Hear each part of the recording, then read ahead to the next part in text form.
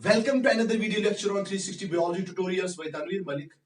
In this particular lecture, we are going to talk about an important cell organelle that's called nucleus. चलिए nucleus क्या है आज हम देखेंगे न्यूक्लियस कैसा होता है, न्यूक्लियस का स्ट्रक्चर कैसा होता है, इसके डिफरेंट पार्ट्स के बारे में बात करेंगे, इसकी डिफरेंट फंक्शंस के बारे में बात करेंगे। ठीक है, सो इंट्रोडक्शन में जब हम न्यूक्लियस का इंट्रोडक्शन देखते हैं तो न्यूक्लियस जो है it is the specialised most conspicuous and largest cell organelle। चलिए ये न्यूक्लियस जो है ये स्पेशलाइज्ड सेल ऑर्गेनेल, यानी कि सेल ऑर्गेनेल में तो सारे स्पेशल हैं, ठीक है ना, हर किसी का अपना अपना फंक्शन है, लेकिन ये न्यूक्लियस जो है इसमें इसको सेल के अंदर मल्टीपल फंक्शंस होते हैं। ये सेल का स्ट्रक्चर कंट्रोल करता है, ये सेल के फंक्शंस कंट्रोल करता है, ठीक है ना, इसके अलावा भी बहुत सारी फंक्शंस हैं। इस वजह से this is a specialised cell organelle. Second important thing about the nucleus is that it is the most conspicuous cell organelle। Most conspicuous cell organelle का मतलब क्या है? इसका मतलब ये है चूंकि इसका साइज बड़ा होता है, ये सेल के अंदर सबसे बड़ा सेल ऑर्गेनेल है, तो जब हम इसको इवन लाइट माइक्रोस्कोप से भी देखते हैं तो ये हमें इजीली दिखाई देता है, क्योंकि इसका साइज बड़ा होता है। जितना बड़ा साइज सेल ऑर्गेनेल का होगा उतना वो इजीली दिखाई देगा, ठीक है ना। सो कॉनस्पिशियस का मतलब है कि इजीली, आसानी से दिखाई देने वाला ऑर्गेनेल, ठीक है ना।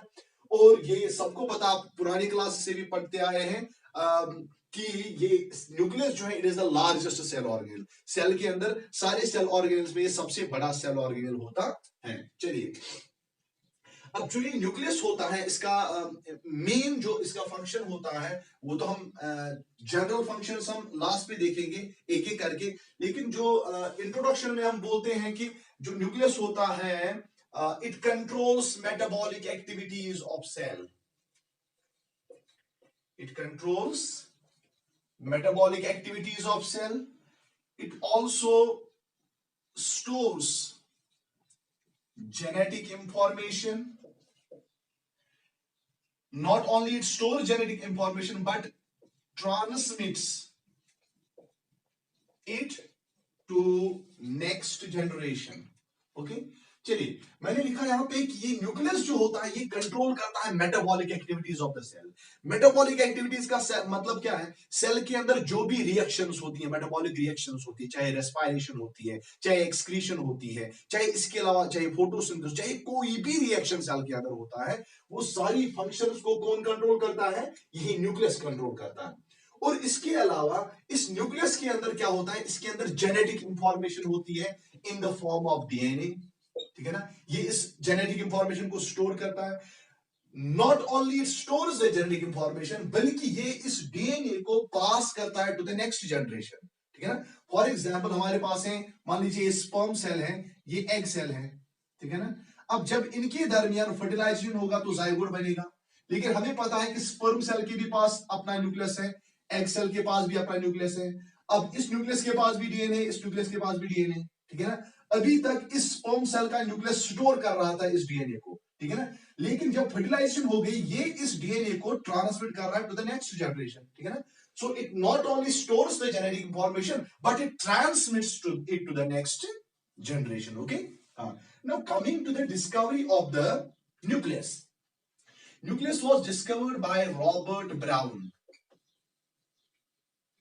in 1831 from the root orchid cell as areola। चलिए रॉबर्ट ब्राउन ने 1831 में इस न्यूक्लियस को डिस्कवर किया, कहां से? रूट ऑर्चिड सेल से, ठीक है ना, ऑर्चिड की रूट सेल से डिस्कवर किया इसको। और क्या डिस्कवर किया? As areola. एरियोला का मतलब है जब इसने इस न्यूक्लियस को देखा इस रूट ऑर्चिड सेल में तो इसको एक डार्क ग्रैन्यूल दिखाई दिया बीच में, ठीक है ना। तो उसी एरियोला का बाद में इसी रॉबर्ट ब्राउन ने बाद में इसका नाम रखा, क्या? इसने बाद में इसका नाम रखा न्यूक्लियस, ठीक है ना। हालांकि उस टाइम में इसको एक डार्क ग्रैन्यूल दिखाई दे रहा था, ठीक है ना। डार्क ग्रैन्यूल को हम बोलते हैं एरियोला, ठीक है ना। बाद में इसी एरियोला का नाम इसने रखा न्यूक्लियस। ओके, हालांकि रॉबर्ट ब्राउन से पहले भी कुछ साइंटिस्टों ने न्यूक्लियस को ऑब्जर्व किया था, लाइक लीवनहॉक ने 1672 में इस न्यूक्लियस को ऑब्जर्व किया था in the RBCs of fish. तो फिशेस की आरबीसीज भी इसने इसको डिस्कवर किया था, किसको, न्यूक्लियस को। और उसके बाद 1781 में और एक साइंटिस्ट आ गया, उसका नाम था फोंटाना। तो फोंटाना ने भी इस न्यूक्लियस को ऑब्जर्व किया in the skin cells of eel, in the skin cells of eel. तो ईल भी एक किस्म की फिश है, एक टाइप की फिश है। तो इसके स्किन सेल से फोंटाना ने 1781 में इसको डिस्कवर किया, किसको, न्यूक्लियस को। तो हालांकि इस रॉबर्ट ब्राउन से पहले इन्होंने इसको ऑब्जर्व किया, लेकिन चूंकि उस टाइम स्टेनिंग टेक्निक्स अवेलेबल नहीं थी, फिक्सिंग टेक्निक्स अवेलेबल नहीं थी, तो लीवनहॉक और फोंटाना ने अच्छी तरीके से इस न्यूक्लियस का स्ट्रक्चर एक्सप्लेन नहीं किया। तो क्योंकि उस टाइम उतनी टेक्नोलॉजी अवेलेबल नहीं थी, टेक्निक्स अवेलेबल नहीं थी, डाइज अवेलेबल नहीं थी, स्टेन्स अवेलेबल नहीं थी, तो इस वजह से ये पूरा एक्सप्लेन नहीं कर पाए इस न्यूक्लियस को। इस वजह से जो हम क्रेडिट देते हैं डिस्कवरी का न्यूक्लियस को, तो वो देते हैं रॉबर्ट ब्राउन को, ठीक है ना। ओके, इसके बाद जो इंपॉर्टेंट चीज है रिगार्डिंग न्यूक्लियस वो ये है कि जो नंबर होता है न्यूक्लियस का वो डिफरेंट सेल्स में डिफरेंट होता है। चलिए हम देखेंगे डिफरेंट सेल्स में इस न्यूक्लियस का नंबर क्या होता है, ठीक है ना। अगर हम कॉमनली देखेंगे, आमतौर पे जो सेल्स होती हैं वो होती है यूनिन्यूक्लिएट, यूनिन्यूक्लिएटेड। यानी कि कॉमनली अगर आप देखोगे लिविंग ऑर्गेनिज्म में जो सेल्स होती है उसमें एक ही न्यूक्लियस प्रेजेंट होता है, ठीक है ना। So commonly the cells are uninucleated. लेकिन हमारे पास बाई न्यूक्लिएटेड कंडीशन भी है, ठीक है ना। हमारे पास ट्राई न्यूक्लिएटेड कंडीशन भी है, ठीक है ना। हाँ, जैसे पैरामीशियम कॉर्डेटम, पैरामीशियम कॉर्डेटम, पैरामीशियम कॉर्डेटम की जो सेल होती है वो होती है बाई न्यूक्लिएटेड, यानी कि उसमें दो न्यूक्लिय प्रेजेंट होते हैं, ठीक है ना। इसी तरीके से paramecium Aurelia, paramecium Aurelia, paramecium Aurelia की जो सेल होती है उसमें तीन न्यूक्लिय होते हैं, so that is a trinucleated cell. तो कॉमनली सेल्स यूनिन्यूक्लिएट होती हैं, एक ही न्यूक्लियस होता है, लेकिन पैरामीशियम कॉर्डेटम में बाइन्यूक्लिएटेड सेल है, पैरामीशियम ऑरेलिया में ट्राइन्यूक्लिएटेड सेल है, ठीक है ना। इसके अलावा जो लिविंग ऑर्गेनिज्म में मल्टी न्यूक्लिएटेड कंडीशन भी होती है, ठीक है ना। एनिमल्स में जो मल्टी न्यूक्लिएटेड कंडीशन होती है या मल्टी न्यूक्लिएटेड सेल होती है, हम कहेंगे मल्टी न्यूक्लिएटेड कंडीशन। तो एनिमल्स में अगर मल्टी न्यूक्लिएटेड सेल होगी उसको हम बोलते हैं सिंसिशिया, ठीक है ना। In animals, the multinucleated condition or the multinucleated cell is called syncytia, or this condition is called syncytia, ठीक है ना। अगर प्लांट्स में यही मल्टीन्यूक्लिएटेड कंडीशन हो तो उसको हम बोलते हैं सीनोसाइट, या उस कंडीशन को हम बोलते हैं सीनोसिटिक कंडीशन, ठीक है ना। तो इसमें क्या होता है कि मान लीजिए जो एनिमल्स होते हैं, अगर हम अपने स्केलेटल मसल्स की, ह्यूमन बीइंग्स में जो स्केलेटल मसल्स होते हैं, तो यहाँ पे क्या होता है कि जो बहुत सारी सेल्स होती है ये आपस में फ्यूज हो जाती है, ठीक है ना। तो इनका यहाँ पे सेल मेम्ब्रेन थोड़ा सा डिसइंटीग्रेट हो जाता है। अब इसके पास अपना न्यूक्लियस था, इसके पास अपना न्यूक्लियस, इसके पास अपना न्यूक्लियस, इसके पास अपना न्यूक्लियस, ठीक है ना। जब ये चार सेल्स एक ही सेल बन गई तो अब ये एक सेल बनेगी लेकिन इसमें चार न्यूक्लिय है, ठीक है ना। तो ये बन गई मल्टी न्यूक्लिएटेड कंडीशन। और एनिमल्स में अगर ऐसी मल्टी न्यूक्लिएटेड कंडीशन बनती है उसको हम बोलते हैं सिंसिशिया, ठीक है ना। तो प्लांट्स में अगर मल्टी न्यूक्लिएटेड कंडीशन हो उसको हम बोलते हैं सीनोसाइट। कभी कभार क्या होता है, मान लीजिए ये सेल है, ये इसका न्यूक्लियस है, ठीक है ना। ये न्यूक्लियस बहुत बार डिवाइड करता है, ठीक है ना। बहुत बार डिवाइड करने के बाद इस सेल में बहुत सारे न्यूक्लियस आ जाते हैं। तो इस तरीके से जिसमें न्यूक्लियस डिवाइड करे और सेल के अंदर बहुत सारे न्यूक्लियस आ जाए, इस कंडीशन को हम बोलते हैं सीनोसाइट या सीनोसिटिक कंडीशन, ठीक है ना। So this was all about the number of the nucleus in the different types of cells. चलिए इसके बाद हम देखेंगे कि इस न्यूक्लियस की कंपोजिशन क्या होती है, ठीक है ना। चलिए हम आते हैं न्यूक्लियस की कंपोजिशन पे।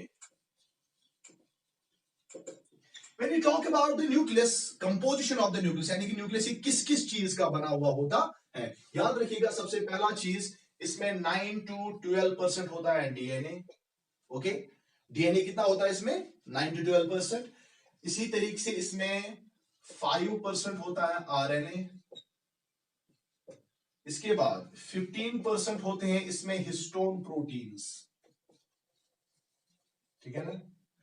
और 65% होते हैं इसमें acidic and neutral proteins. Okay, इसी तरह से इसमें 3% होता है इसमें मिनरल्स वगैरह, ठीक है ना, वो होते हैं ट्रेसेस में प्रेजेंट, ठीक है ना। और एबंडेंट मिनरल जो है, जो सबसे एबंडेंट मिनरल होता है न्यूक्लियस में, दैट इज फास्फोरस।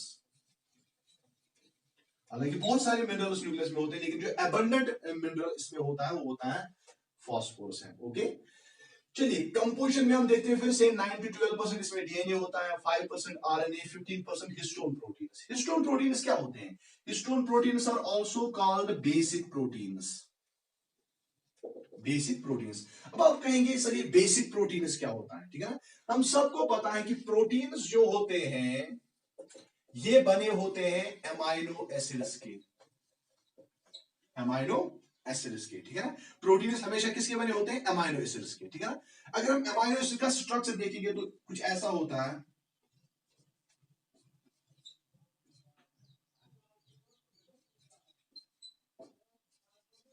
ठीक है ना। ये एक common basic neutral amino sorry basic amino acid sorry एक कॉमन एमाइनो एसिड का स्ट्रक्चर है यहाँ पे, ठीक है ना। इसमें एक आर ग्रुप है, एक हाइड्रोजन, और यहां से एक कार्बोक्सिलिक एसिड ग्रुप, और यहां से एमाइन ग्रुप, ठीक है ना। तो अगर किसी एमाइनो एसिड में अगर किसी एमाइनो एसिड में मान लीजिए अगर उसमें ये एमाइन ग्रुप ज्यादा हुए, मान लीजिए अगर कोई एमाइनो एसिड है उसमें 2 एमाइन ग्रुप से एक कार्बोक्सिलिक एसिड ग्रुप है। अब एमाइन ग्रुप इसको बेसिक कैरेक्टर देता है, कार्बोक्सिलिक एसिड ग्रुप इसको एसिडिक कैरेक्टर देता है। अगर इसमें 2 एमाइन ग्रुप्स होंगे तो क्या होगा? तो इसमें कौन सा कैरेक्टर आ जाएगा? बेसिक कैरेक्टर, ठीक है ना। और जब ऐसे ही बेसिक एमाइनो एसिड्स आपस में मिलेंगे वो बनाएंगे बेसिक प्रोटीन्स, और बेसिक प्रोटीन्स को हम बोलते हैं हिस्टोन प्रोटीन्स। ओके, चलिए इसी तरीके से 65% होते हैं इसमें एसिडिक एंड न्यूट्रल प्रोटीन्स। अब एसिडिक प्रोटीन्स कौन होंगे? एसिडिक प्रोटीन्स होंगे वो प्रोटीन्स जिनमें एसिडिक अमाइनो एसिड्स के बने होंगे, ठीक है ना। और न्यूट्रल प्रोटीन्स हो गए वो प्रोटीन्स जिनमें न्यूट्रल अमाइनो एसिड्स होंगे, यानी कि जिसमें बराबर कार्बोक्सिलिक एसिड ग्रुप और अमाइनो ग्रुप बराबर होंगे, ठीक है ना। अब एसिडिक और न्यूट्रल प्रोटीन्स का दूसरा नाम है, इसको हम नॉन हिस्टोन प्रोटीन्स भी बोलते हैं। तो याद रखिएगा, histone proteins are also called basic proteins, while as acidic and neutral proteins are also called non-histone proteins। अब इसके अलावा 3% इसमें मिनरल्स होते हैं। abundant मिनरल जो इसमें होता है वो होता है फॉस्फोरस, ठीक है ना। So this was all about the composition of the nucleus. सबसे ज्यादा इसमें प्रोटीन्स होते हैं, 65% non-histone proteins, 15% basic proteins। okay, now we'll come to the structure of the nucleus। जब हम न्यूक्लियस का स्ट्रक्चर देखते हैं तो इसका स्ट्रक्चर कैसा होता है। चलिए, जब हम इलेक्ट्रॉन माइक्रोस्कोप से इस न्यूक्लियस का स्ट्रक्चर देखते हैं तो हमें 5 पार्ट्स दिखाई देते हैं, ठीक है ना। पहला न्यूक्लियर एनवलप, ठीक है ना। दूसरा इसमें होता है nucleoplasm, third one is nuclear envelope is first part, second one is nucleoplasm, third one is nuclear matrix, fourth one is nucleolus, and fifth one is chromatin। okay, so these are the 5 important parts of the nucleus which we have to discuss one by one। चलिए सबसे पहले हम आते हैं nuclear envelope पे। Nuclear envelope क्या है? It is simply the double membrane covering of the nucleus. चलिए फॉर एग्जांपल ये सेल है और यहां पे बीच में मैंने बनाया है न्यूक्लियस, ठीक है ना। अब इस न्यूक्लियस को आप देख सकते हैं, it is covered by 2 membranes. ये है inner membrane, this is outer membrane, inner membrane outer membrane, inner membrane outer membrane, inner membrane outer membrane, ठीक है ना। So this nucleus is again a double membrane bound cell organelle, ऐसा cell organelle जिसको बाहर से 2 membranes present होते हैं। चलिए, अब ये 2 मेम्ब्रेन्स जो होते हैं, आउटर मेम्ब्रेन और इनर मेम्ब्रेन, इनके दरमियान स्पेस होती है, इसको हम बोलते हैं पेरीन्यूक्लियर स्पेस, ठीक है ना। इसको हम बोलते हैं पेरीन्यूक्लियर स्पेस। अब इस पेरीन्यूक्लियर स्पेस यानी कि यहां से लेकर यहां तक इसका जो डायमीटर होता है इसका 100 to 400 एंगस्ट्रॉम्स, ठीक है। तो मैं बता रहा हूं कि nucleus is externally covered by 2 unit membranes या डबल मेम्ब्रेन, ठीक है ना, इनर मेम्ब्रेन आउटर मेम्ब्रेन, और इन दो मेम्ब्रेन्स को हम इकट्ठे बोलते हैं न्यूक्लियर एनवलप और the covering of the nucleus. अब मैं बता रहा हूं कि इसका जो दो मेम्ब्रेन्स के दरमियान स्पेस होती है that is called perinuclear space, इसका जो डायमीटर होता है that is 100 to 400 angstroms. Okay, चलिए दूसरी इंपॉर्टेंट चीज regarding the nuclear envelope is that आप देखते हैं कि न्यूक्लियर एनवलप के बीच में यहां पे आप देख रहे हैं छोटे छोटे पोर्स, ठीक है ना, छोटे छोटे पोर्स, इन पोर्स को हम बोलते हैं न्यूक्लियर पोर्स। न्यूक्लियर पोर्स यानी कि न्यूक्लियस की कवरिंग में, न्यूक्लियस के एनवलप में छोटे छोटे पोर्स होते हैं, उनको हम बोलते हैं nuclear pores. And these nuclear pores were discovered by two scientists, Callum and Tomlin. So Callum and Tomlin were the two scientists who discovered these nuclear pores, ठीक है ना, हाँ? And there are about hundreds and thousands of nuclear pores in the nuclear envelope, ठीक है ना। इस nuclear envelope में मान लीजिए ये है न्यूक्लियर एनवलप, ये न्यूक्लियस है, इसको बाहर से कवरिंग है, इसको हर साइड से ये न्यूक्लियर पोर्स प्रेजेंट होते हैं और ये थाउजेंड्स में होते हैं न्यूक्लियर पोर्स, ठीक है ना, हंड्रेड्स में, थाउजेंड्स में होते हैं न्यूक्लियर पोर्स। और इनका काम क्या होता है, these nuclear pores are meant for nucleocytoplasmic transport. चलिए ये न्यूक्लियर पोर्स किस काम आते हैं, these are meant for nucleocytoplasmic transport, यानी कि मान लीजिए ये सेल है, ये सेल का साइटोप्लाज्म है, ये इसका न्यूक्लियस है, ठीक है। अब इस साइटोप्लाज्म और न्यूक्लियस के दरमियान जो ट्रांसपोर्ट होगा, चाहे बाहर से अंदर या अंदर से बाहर, इसको हम कहेंगे न्यूक्लियोसाइटोप्लाज्मिक ट्रांसपोर्ट। तो ये न्यूक्लियोसाइटोप्लाज्मिक ट्रांसपोर्ट इन ही न्यूक्लियर पोर्स के थ्रू होता है, चाहे मटेरियल साइटोप्लाज्म से न्यूक्लियस के अंदर ले जाने हो या न्यूक्लियस के अंदर से साइटोप्लाज्म में मटेरियल ले जाने हो। This transport takes place through nuclear pores and this transport is what we call as the nucleocytoplasmic transport, ठीक है ना बेटा। चलिए दूसरा स्ट्रक्चर है न्यूक्लियोप्लाज्म, ठीक है ना। अब चलिए इस न्यूक्लियर एनवलप के अंदर जो यहाँ पे आप देख रहे हैं, यहाँ पे होता है जेली लाइक सबस्टेंस, ठीक है ना, यहाँ पे जेली लाइक सबस्टेंस होता है, जेली लाइक स्ट्रक्चर या सेमी सॉलिड स्ट्रक्चर।